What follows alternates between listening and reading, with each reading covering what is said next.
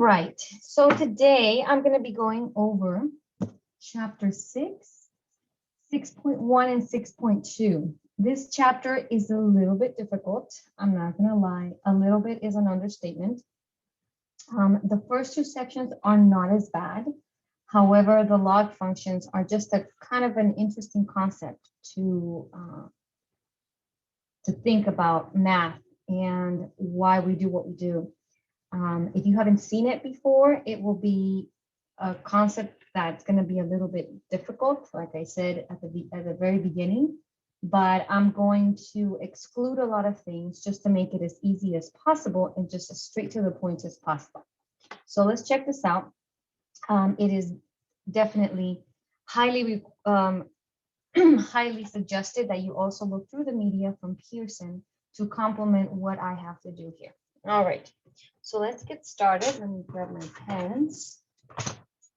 Okay, so what is a one-to-one function? We have seen before what a function is.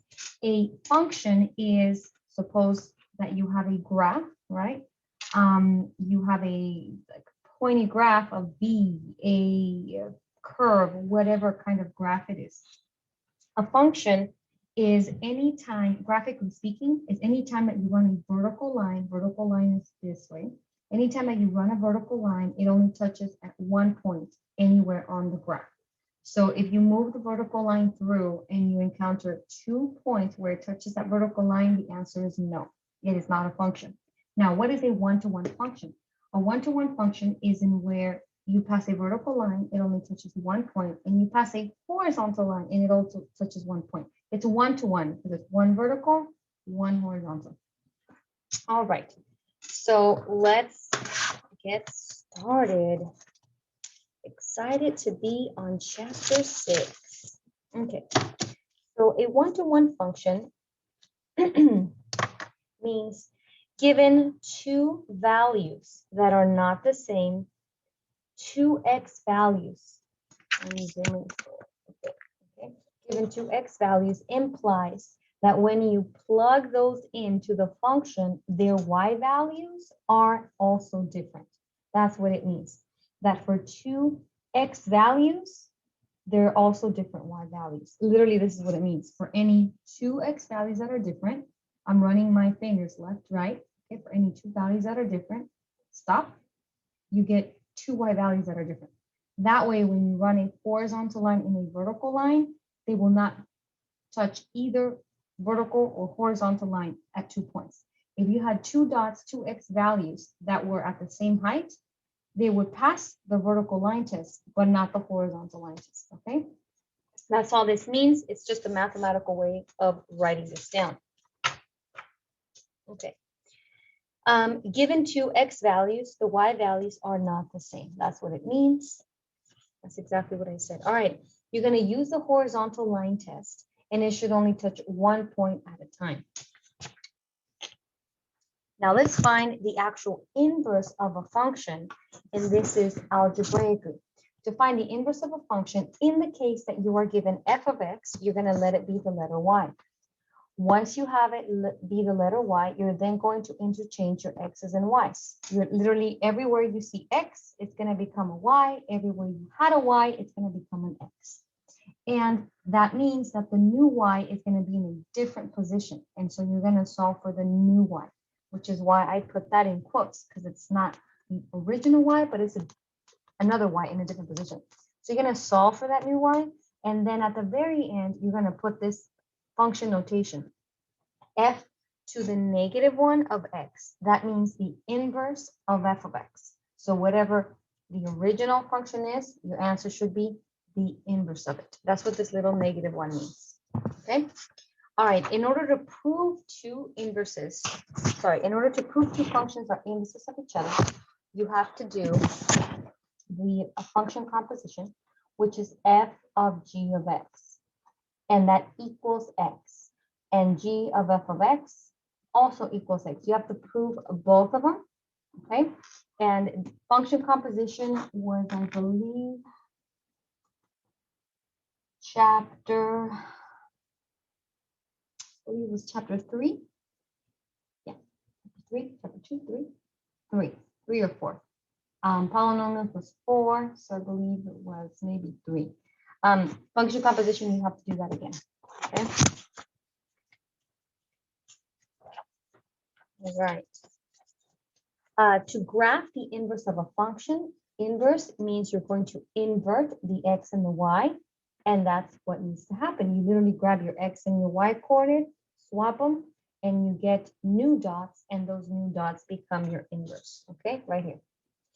All right, here you're going to decide whether the f of x is 1 to 1. If so, find the inverse. So this, you have to identify in your head if it's a function that is 1 to 1. This is a line. So if I pass a horizontal line, will it touch 2 points at the same time? The answer is no. This is a happy face, right? This is a parabola. If I pass the horizontal line, will it touch more than 2 points? The answer is yes. So this is not a 1 to 1. And this is a cubic. And you can graph these on the calculator and run the horizontal line test and check, right? So let's begin by, okay. So for part A, this is a 1 to 1. So I should have put yes, 1 to 1. For B is not 1 to 1. Again, you can check out more of the media and they'll show you visually, they'll actually graph them for you. But you know, I don't have to show you how to graph, you just put it in a calculator and you notice that it does not pass the horizontal line test. So for the one that is a yes, okay, you have f of x equals 2x plus 5. Let's find the inverse. So to find the inverse, the first step is change the f of x to the letter y. That's step number 1. Step number 2, change all the y's to x's and all the x's to y's.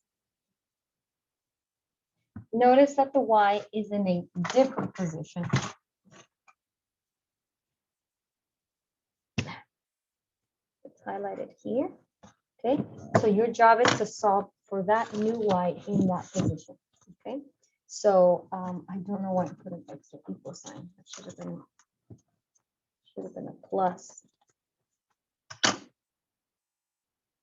Okay, so now I'm gonna subtract 5. 2y equals x minus 5. All right, and now you're gonna divide everything through by 2.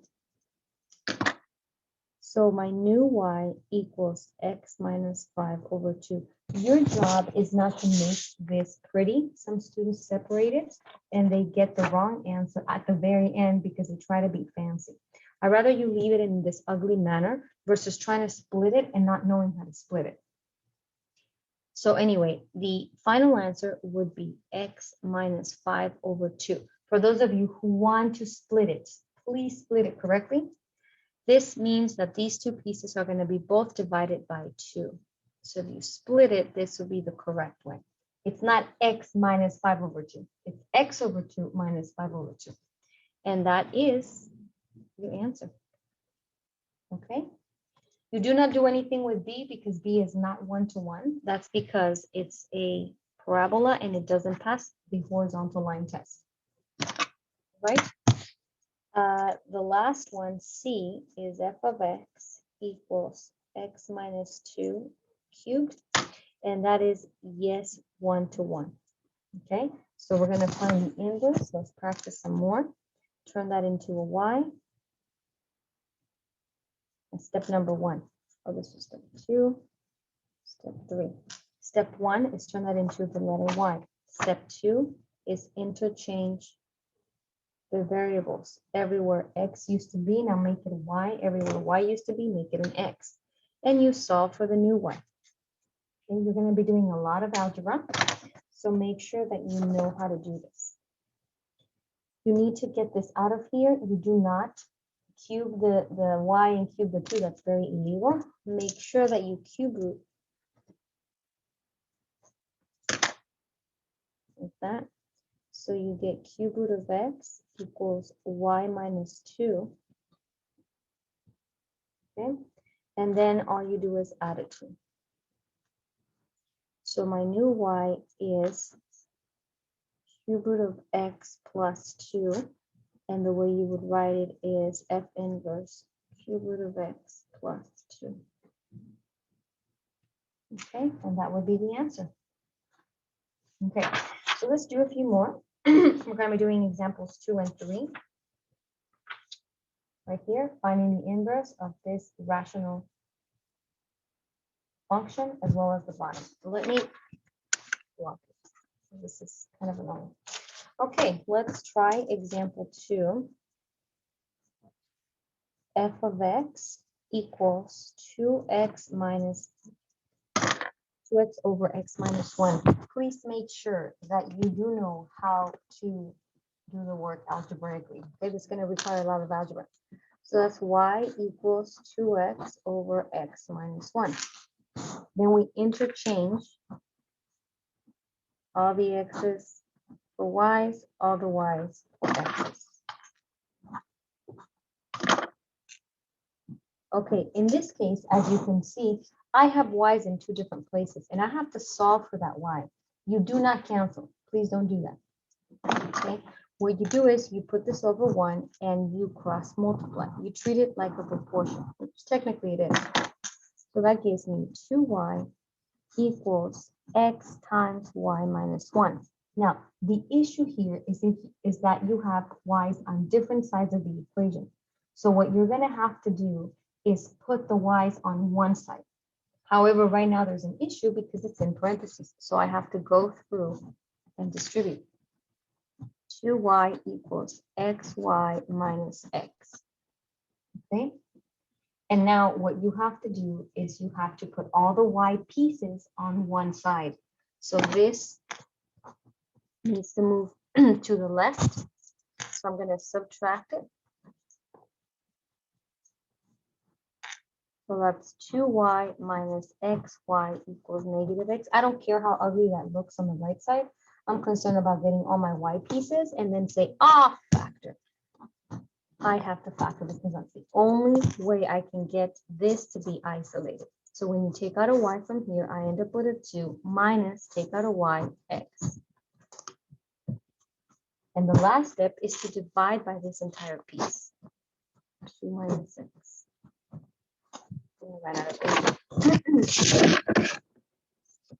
So y equals negative x over 2 minus x. And so my final answer is f inverse of x is negative x over 2 minus x. Okay, and that would be my final answer. So this does require a lot of algebra. Okay, it requires some kind of thought process, allowing you to move all the y terms together. Okay, so make sure that you know how to do that. One of these you'll have on the exam. All right, last one, f of x equals negative 4 over x minus 8. Go ahead and do the same procedure. You can pause the video and do it yourself and see if you end up with the same answer. Okay, so I've changed this f of x to the letter y. Now I'm going to interchange x's and y's with x's. Okay, and now I'm going to treat it as a proportion. The nice thing about this is that I only have one y in one place. So that's going to be x, y minus 8 equals negative 4. I have to distribute because I have to get this y out. So it's xy minus 8x equals negative 4. And then add it. And now, in order for me to get this by itself, I just need to divide everything through by x. Again, do not get fancy. A lot of students try to get fancy with, the whole division. Leave it like this. As ugly as it is correct. I'd rather you leave it ugly and get it correct than try to reduce or simplify and then get it incorrect because you did not know how to simplify. Okay? So please, please, please, unless you know how to simplify or break things apart, go ahead and do it. If not, leave it alone. All right. Okay, we are almost done with 6.1. 6-2 is also fairly easy. 6-3 and 6-4 are the crazy ones. All right, so now it says, for example, 4.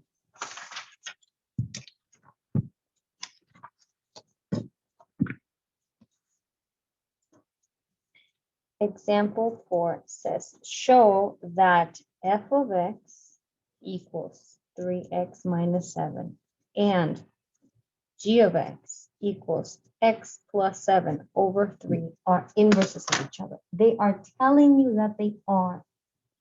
You do not find the inverse of this and make it match that. No, you have to follow what I had earlier, which was you have to do f of g of x and g of f of x. Unless they change the letters. But you basically put one function into the next. All right, let me, hold on, I'm having trouble here with the paperwork. All right. So you're gonna do, tables are in the way, I apologize. F of g of x and g of f of x. That's what you have to prove. You have to prove both number 1 and number 2. Now, what does that mean? If you recall function composition, that means f of g of x and g of f of x. So if you thought you were done with composition or you didn't get it the first time, you're like, I don't have to do it again until the final, you are incorrect. We are doing this again. So please make sure that you know how to do that. I'm going to start with number 1. F of g of x means you're going to take the g function, which is this entire piece, and you're going to plug it into every x on the f function, which makes this change right here. So I'm going to have 3 times the new x minus 7. That x is now what is in here, which is the entire x plus 7 over 3. Now, they tell you that they are inverses of each other. So what that means is your answer at the very end, when you stop, when you reduce everything all together, should be the letter x. If you don't end up with an x at the end, it means you made a mistake. Now, also, don't start canceling shit and be like, well, I'm going to end up with an x, and you magically just put an x. No, there's work missing. You're going to get points off. Okay, so you have a number here with a fraction. These go away, and that gives you that drops the x plus 7 minus 7. And then when you put like terms together, these cancel, and then you end up with an x. See, when I show that work, there is no question about it. I'm not trying to figure out who did what, how that happened. Everything is clear, concise, and straight to the point. So please make sure that your work is neat, organized, and I can read it and understand it, especially on an exam. The next one is g of f of x. My pen is running out of ink, so I'm gonna have to use another one. Okay, so that means that you're gonna plug in the f function into everywhere x used to be in the g. Okay, so I'm gonna write my g function. And in this space, that's where x used to be. Now that'll be 3x minus 7. Okay. All right. So what does that mean? You are going to start working on bits and pieces, on the numerator. So I'm going to put this together first. That will be 3x minus 7 plus 7 over 3. When you add these two cancel, giving me a 3x. This 3 is at the bottom. These 3's cancel, and then I end up with an x. Okay? And that is what you do.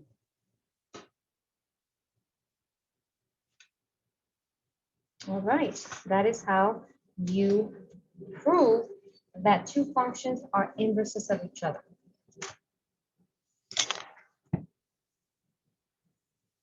Oh, dear God, this train.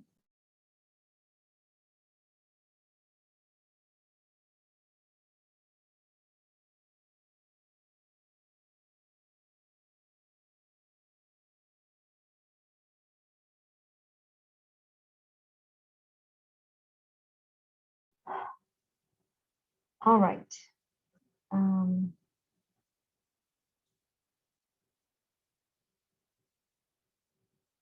I unmuted myself just because the train was passing by. Okay, so here we will do the same thing. We will do number 1, f of g of x, and number 2, g of f of x, because I have less space to work with. So for number 1, let's split this up. F of g of x. So g of x is cube root of x minus 4. Now this is going to send me to the f function and plug this in everywhere x used to be. So that's going to look like this. That's cubed plus 4. This piece right here, this was g of x. And so that g of x, whatever that is, will be cubed plus 4. What happens now is these two cancel, giving me x minus 4 plus 4. These two cancel, and I end up with x. See how I take my time with all the steps? Okay, let's try to do the next one. G of f of x. F of x is x cubed plus 4. Then I go to my g function, and whatever is in here,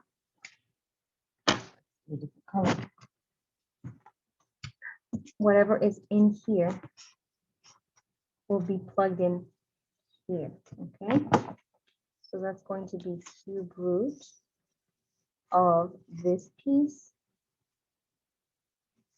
minus the 4, right? So don't start canceling these cubes. This is incorrect, all right? The first thing you need to do is, this is in parentheses, but you can actually drop the parentheses. These cancel. So I end up with something like this. And then these cancel. So that is x. Okay? And that's how you show that two functions are inverses of each other. And yes, you have to do them both. All right. That ends 6.1.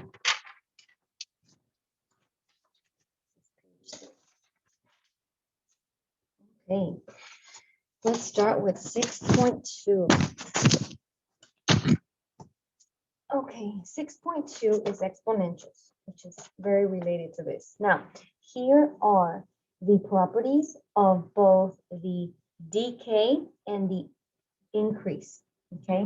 When you are working with these, you always read your graphs from left to right, the same way you read here in the US, every single time.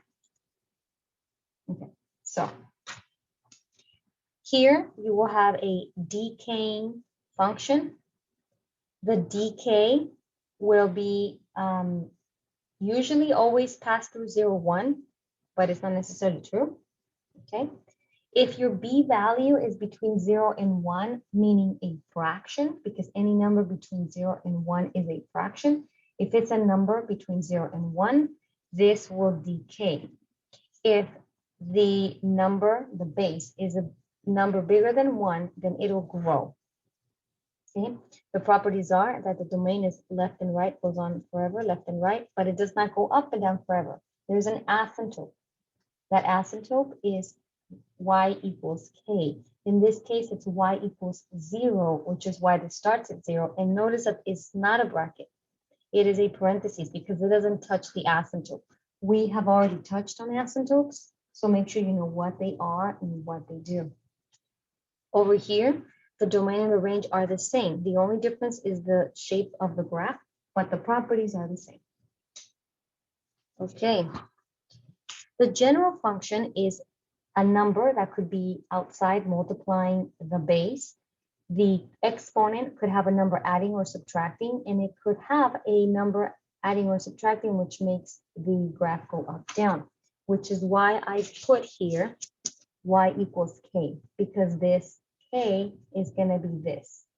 In this example, this one or this one, notice that I don't have a number adding to the right-hand side, which is why it's 0. And that y equals 0 is a horizontal line. So let's graph the following. We always want to start with our most basic function, and it's going to be set up like this by me.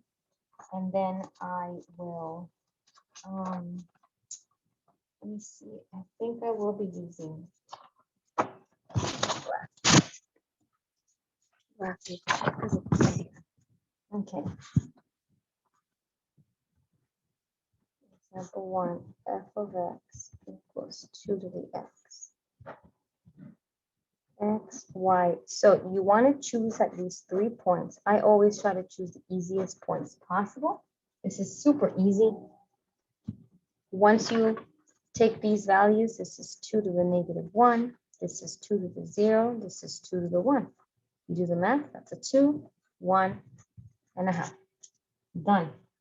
So I would put them on here, but I don't want to mess up my notes. So I'm going to redraw it. I'm going to state my h, which is 0, and my k is 0. The asymptote is going to be y equals my k value, which is 0. This right here is the x-axis. Okay. My domain is going to be Oreos, and my range is going to depend on here. So it's going to start from 0, not touching 0, to infinity. And I'll show you that right now. So this asymptote is literally the x-axis. I usually make lines right at the bottom because if I put it on top, it's hard to see. So please make sure that when you are doing this in the test, you make a broken line either below or above. I'd rather you do it below because the graph is going to be above. Okay, you plot these dots. Let's do this 1, 1, 2. Let's do 1, just so that you can see the points better. Okay, so negative 1 half is here, 0, 1 is here, and 1, 2 is here. And all you do is curve it. You curve it in such a way that it does not touch or should not cross the x-axis, which would be y equals 0. And that's how you graph. Okay, it's very simple. It's really very easy. Now, if I have the same base and I have things going on here like the h and the k, all I'm going to do is take this graph and move it because I already have my base. My base is a 2. Okay, so that shouldn't be that difficult. As long as you know how to graph the parent graph, we've done parent graphs left and right in this class. So you should definitely know how it moves. All right, so this is the example. This is part A. Part B, I gave you f of x equals 2 to the x minus 1 plus 3. All right, so you already have your table. I'm not going to make a new table. That would be pointless and a waste of my time and yours. So we know that the parent is 2 to the x, okay? I forgot to put the little y, but excuse me. Okay, and then it's going to translate h units and k units. H unit is the opposite. So if you see a negative 1, it actually becomes a 1, and this you keep. The h is always the horizontal, and that's going to be a positive, so it's going to move it to the right. And the k is the vertical, up and down. If it's positive, it goes up. All right, so it's going to move this original graph, the parent graph, is going to move 1 unit right and 3 units up. Once you do that, you'll end up with this function here without doing all the work. Okay. So let's see, I'm moving things 1 right and 3 up. All right, I'm gonna need a bigger graph than this.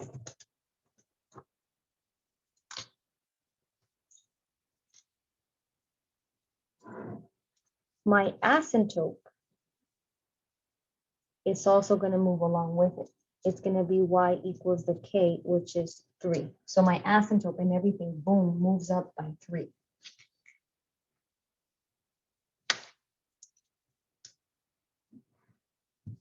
Okay, so let's see. 1, 2, 3, 4. 1, 2, 3, 4. 1, 2, 3, 4, 5, 6. I hope I have enough space. Okay, so let's plot the dots first. Okay, the original dots, and I'm going to put those in pencil. So I'm going to plot the original dots from here onto this graph at the bottom and then move them accordingly. So -1/2, 0, 1, and 1, 2. There we go. Those were the original. They look like a line, but they're not. It's always a curve. The bigger I space them out, the more they look like a line. If I were to make each box a tally mark, you could see them a little bit better, more as a curve. But I wanted to show you the dots, right? So now I'm going to grab each of the dots and move them 1 right, 3 up. So I'm going to take the red pen. I'm going to move it 1 right. This is 1 unit, up 3. Now make sure that you know that this is at a half, right? So let me do the easy ones. Let me like take this one. I'm going to move it 1 to the right and go up 3. 1, 2, 3. That has now moved, and I put a little X. 0, 1, 1 to the right, 1, 2, 3. Now remember, this is at -1/2. So when I move it 1 over, that's easy. But when I move it 3, when I move it 3 spaces, this is not 1 unit. This is a half a unit. So in order for me to go 1, that's 1, 2, 3. That is right here. Before you connect the dots, you want to put your asymptote. So I'm going to take a line, 1, 2, 3. Make a dashed line. In this case, you can clearly tell where it is. Okay. I'm going to label. I label everything. And then you make the curve. I'll do it with a marker. And you run this line like that. Okay. That is the graph. That is in this box. Without doing much work other than the original parent graph, and then make the moves left, right, up, and down. Okay, therefore, my domain is still always all reals because it doesn't change the fact that it goes left and right forever. What changes the up and down movement. So now for the range, it's going to start at 3 and go all to infinity, not touching 3, not touching infinity. This is now the new range. The range depends on the asymptote. Domain stays the same. Okay. All right, let's start at 6.2. Okay, let's now solve these equations analytically. Okay, these you don't have to graph, these are just solving. So when you are solving, okay, you are matching the bases. You are following this rule right here. This is the 5. So, for example, for part A, 3 to the x equals 3 to the 4th. If the bases are the same, the powers must be the same. Boom, done. It's that easy. Okay. If the bases are not the same, it is your job to make them the same. So the question is, you always want to make the bigger base and shrink it into a smaller. So is there a base of 25 that I can raise to a power? Now that means raising to a power, not multiplying by a power, but raise it to a power to give me 125. I don't know, let's give it a try. 25 to the 1, 25 to the 2, so you would take your calculator and say 25 to the 1 is 25. 25 squared is 625. That's already way too big. So no, I cannot make 125 into bases of 25. That won't work. So you have to find a smaller base. You're like, 25, okay, basis of 5.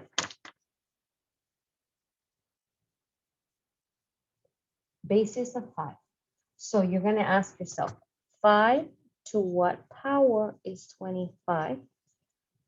5 to what power is 125? So you would go ahead, find that in the calculator, and now what we're going to do is rewrite these bases into bases of 5. Turns out that 5 squared is equal to 25. Now that x is still there in the power. It turns out that if you do 5 cubed, that's 125. And you can go ahead and test it in a calculator. 5 times 5 times 5 is 125. It's not 5 times 3. Okay, just make sure. Now, the bases are now the same. And now I can make an equation with the top. The base is canceled, so x is 3 over 2. Done. That's literally what you have to do. Okay. The others might be a bit difficult, but doable. So I get 1/3 raised to the x equals 81. Now, don't see this as 1/3. See that as a base of 3. So we're just focusing on the base. This is a base of 3. This could be converted into bases of 3. So 3 to what power is 81? 3 to the 4th. So now they're almost the same. One has a 1/3 and then one has a 3. Well, can I move the 3 up legally? Yes. Anytime you have a base that you want to move to the top legally so that it still means the same, you would put a power of a -1. Because 3 to the -1 is the same thing as 1/3. Okay. All right. Now that they're both the same, you then set the powers equal to each other.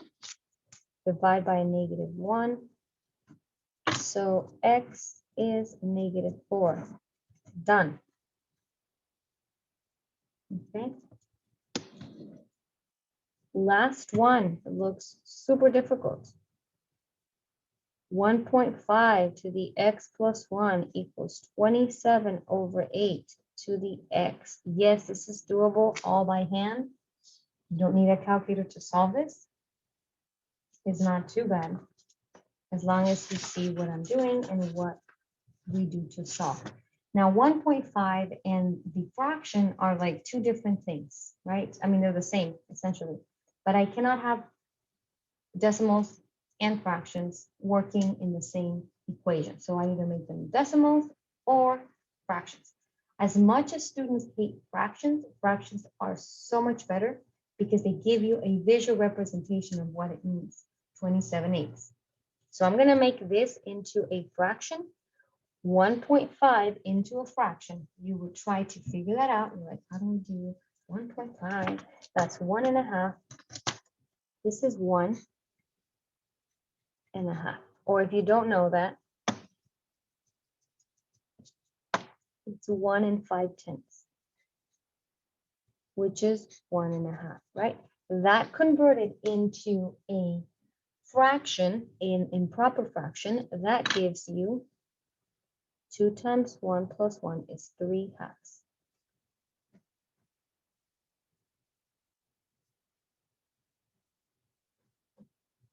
Okay.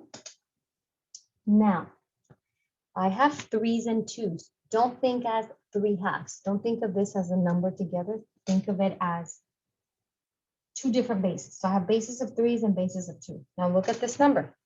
Can I get this into bases of 3s and 2s? Yeah, I can get this into bases of 3. So that's 3 to the 3rd, and that's 2 to the 3rd, all to the x. I'm getting somewhere. I am getting somewhere. Okay. Now, if you have two bases that have the same power, you can pull that out.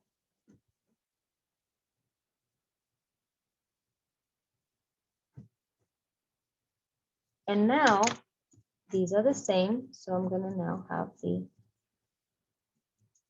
powers equal each other, and that's where you solve. So that's 1 equals 2x, therefore x is 1/2. Done. All right, that's how you solve those.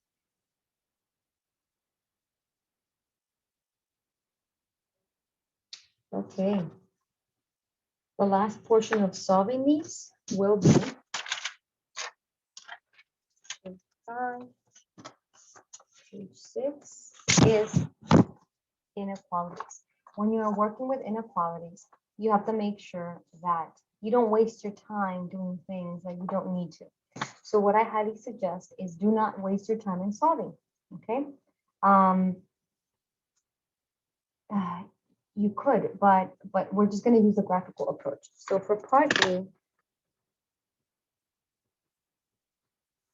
I will let this be one function, and I will let 81 be the second function. So you're going to take your calculator. You are going to have to mess with the window. This is a horizontal line, or will be a horizontal line at 81. So your graph has to reach 81, somewhere on there, okay? So I'm going to take 3 to the, make sure you put 2x in parentheses. Oops.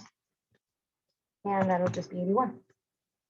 Okay, now you're going to have a curve, because that's an increase or a decrease, and that's an exponential. You recall from what we just did earlier, and that's a line.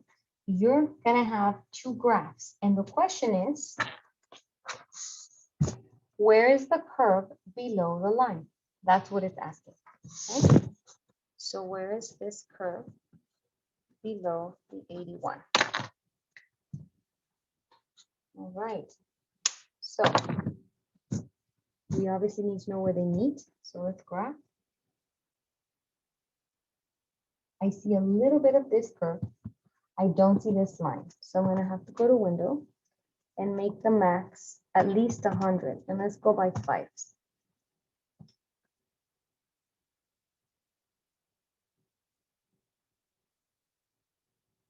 There it is. Okay. So make a quick sketch on your paper. X, Y. All right. The quick sketch would be something like this. Like that. Blue one. So this is Y2, Y1. Okay, that's what we have. Now I need to know this point right here. All right, so I'm going to go to trace. Sorry, second trace. I'm going to find the intersection. So that's number 5. And it's going to ask me first curve. Now I need to know what curve I'm on. So I'm going to go to the right and I read the curve up here. That means that I'm on the curve. I'm on the exponential one. So I just leave it there. I press enter. Then it's going to ask me for the second curve. It already moved it to the second curve. So I'm just going to press enter. When it says guess, press enter again. And it'll calculate the dot where they meet. So this dot right here is 281. Okay. All right. We know that this is an asymptote by definition. And that's all we know. Okay, now let's answer the question. This says, where is the curve? Where is the exponential curve below 81? Where is it below? It's this piece. That piece. And it doesn't go down forever. So we always start reading it from the bottom top. This is a 0. So my interval will be from 0.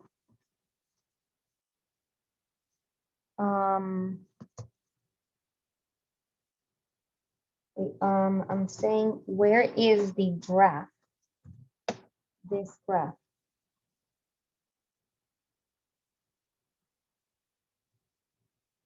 From where to where in the X. So you state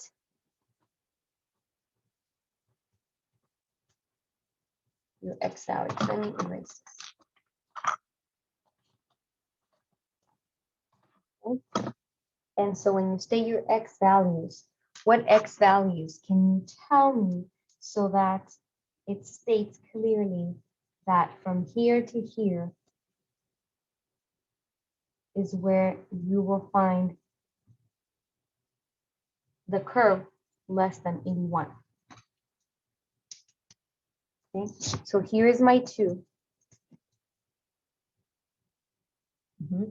This actually gets closer and closer and closer, but this doesn't stop. By the way, this keeps going forever, never, never. Okay, so you would state from negative infinity all the way to 2. You don't put a bracket because it is not an equal sign, and parentheses and infinities are never included anyway. Okay, so it's all the way from negative infinity all the way to 2. That's the part. You state the x values, not the y values. Had we stated the y values, it would be from 0 to 81. But we're going with the stating of the y values, I mean x values. Okay. The next one, and the last one before we do word problems, which by the way are fairly simple, is 1/2 2x less than 1/16 to the x plus 3. So you would go ahead and do the same exact thing. You want to know where this graph is below that one. And all you need to do is do 2 functions, y1, y2. You would go ahead and do them and then we can discuss them in class. This is an exponential function. This is an exponential function. Neither of these will be aligned like this one. Okay, but you can still find where they meet and then state the x values. All right. Okay, for this next one, you can use this sheet on your exam. We're going to be doing compound interest. For the compound interest, it is this long formula. Okay. When you are given a word problem, how do you know you're going to be using that formula? Because it'll say compound interest at blah, blah, blah, this percent, annually, semi-annually, quarterly. It'll have one of these keywords. If it says compound continuously, then you will use this one. Okay, that's the only difference. The keyword here is continuously. All right. So for this one, I'm going to quickly tell you what to fill in here. Let me grab a Post-it. I don't want to use an actual sheet of paper. Okay. So when you are working with something annually, it means you do it once a month. Okay, you can read all these letters later, but I just want to get through these. Okay, so for this one, annually, N means 1. Semi-annually means 2. Quarterly, N means it's a 4. Monthly means 12. Daily means 365. However, some books use 360. Use 365 for purposes of this class. What this means is in the equation up here, as you can tell, this equation has several variables. A is the final amount, P is the principal amount, R is the rate. You make sure you put it in decimal form by moving the decimal 2 spaces to the left, hence the arrow. T is time, it has to be in years, and N is one of these. Okay. When you are using the compounded continuously, you use this equation. This letter E is in your calculator already. For those of you who do not have one for some reason, you can input 2.718. However, this letter E is found. Let me move this up and let you zoom in. It is literally right here. Okay. So you're going to have to hit the second button and then that, and it'll open up a parenthesis. It'll look like that, and you can just put a power of 1. Okay, so a lot of calculators, when you press that button, it'll open automatically a parenthesis. You just put a 1 if you're just dealing with the E by itself. If E is to a different power, then you would definitely change that power. But that is the E. It is not EE. It is not this one. That's different. That's scientific notation. All right, let's get to the word problem and we'll be done with 6.2. So in this case, they tell you, solve. Suppose that you invest 20,000 at 1.25% annual interest for 4 years compounded. A, annually, B, quarterly, C, continuously. So let's start writing the equation out.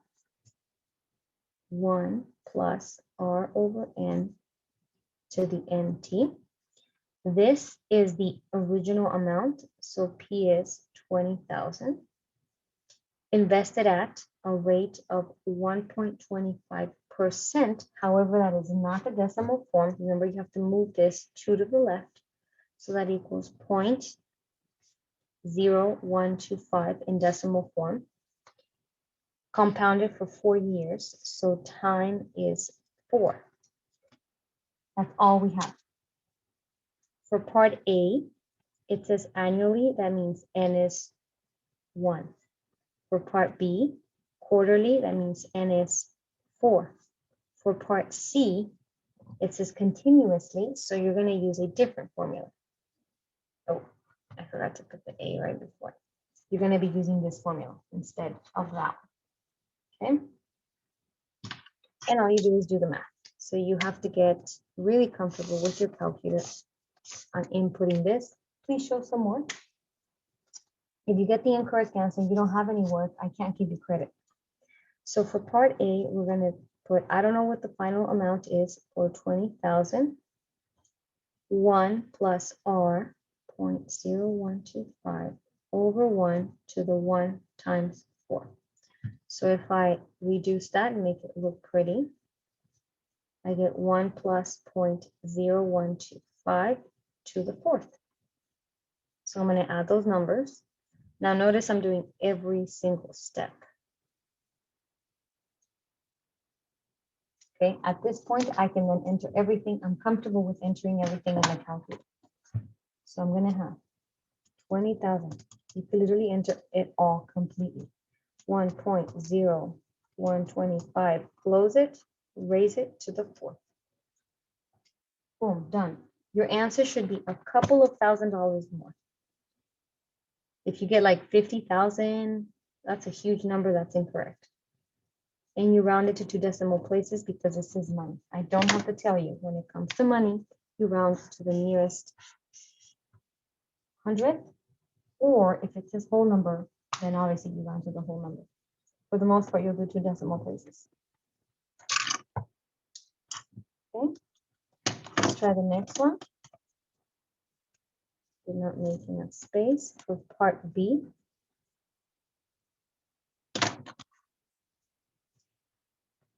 A equals 20,000. I'll do this one separately. 1 plus 0.0125 over the N value, which is now 4. And then that's NT, N is 4 times the time 4. So here you have to do a little bit of math prior to you doing anything. So I'm going to take 0.0125 divided by 4. So that's 1 plus 0.003125 to the 16. Please do not round this off. Okay, if this is a terminating decimal, copy it as is. If it's a long decimal, you can round, but otherwise don't do it. I'm going to add a 1. So that's 20,000 times 1.003125 all to the 16. And now I can plug everything in. 20,000, 1.003125, raise it to the 16th power. And that's going to be 21,023 with 78 cents. Okay. So notice that I do every single step and you'll be less likely to mess up. If you try to rush it and do it on your calculator or in your brain, brace yourselves. Okay, last one. This is the PERT problem. Let me grab another sheet of paper. Last of papers. Pretty much.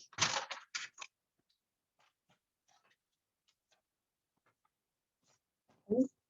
So this is A equals PE to the RT. A we don't know. Principal is 20,000. E to the R, which is 0.0125 times 4. That is all you need. So I take my calculator, I multiply 0.0125 times 4. So that's 20,000 e to the 0.05. And now you take this into the calculator. Okay. You can actually take it off. If you put it on the calculator, make sure you put second ln.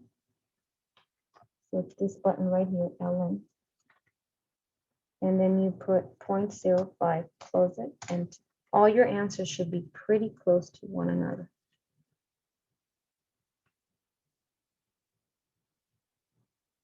Done. That is it. That is it. Okay. So this ends 6.2. I will do 6364, 6566 in a different video Because this is already too much if I start putting the logarithms, which is 6.3. Okay, that is it.